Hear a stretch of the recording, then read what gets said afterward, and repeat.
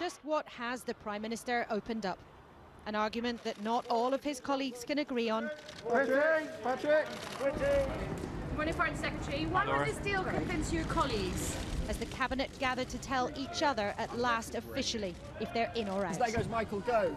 Was it a difficult decision, Mr. Gove? An awkward entrance for one of the Prime Minister's closest friends who'll oppose him. While ministers met, a crowd gathered. It's no secret how big a decision this is for us all. But what the Prime Minister would recommend was never really a secret either. With the deal from Brussels in his back pocket, here it was.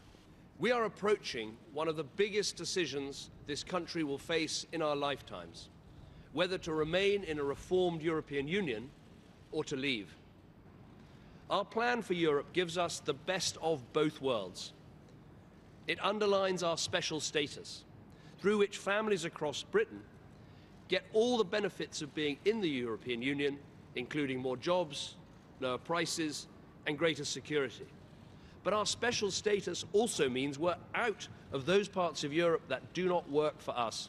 And I will go to Parliament and propose that the British people decide our future in Europe through an in-out referendum on Thursday, the 23rd of June. The choice is in your hands, but my recommendation is clear.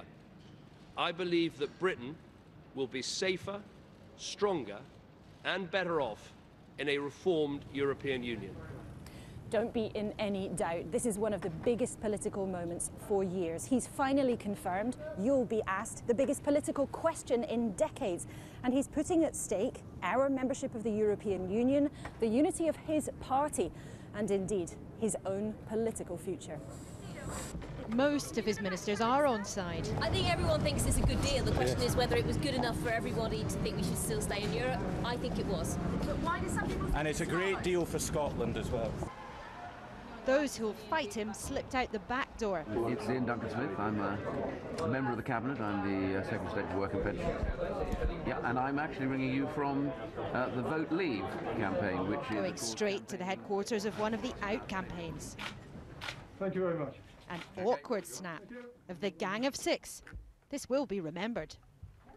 But what's their case? The first Cabinet Minister to speak for out told me.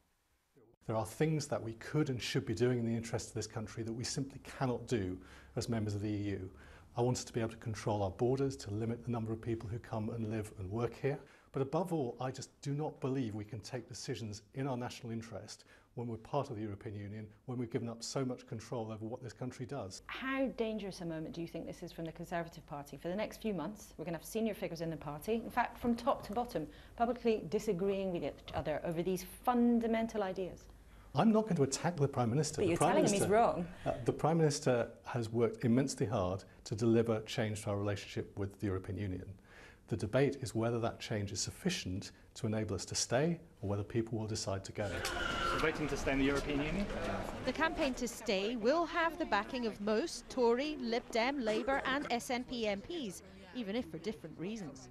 Our position is quite simply that we want to be in government in 2020 to deliver a much stronger social Europe, better workers' protection, better environmental protection across Europe. That is the agenda that Cameron should have been following. Number 10 hopes a new and improved relationship with the EU can win you over. But the referendum will ask if this place, if all of us, are really in charge. Laura Kunsberg, BBC News, Westminster.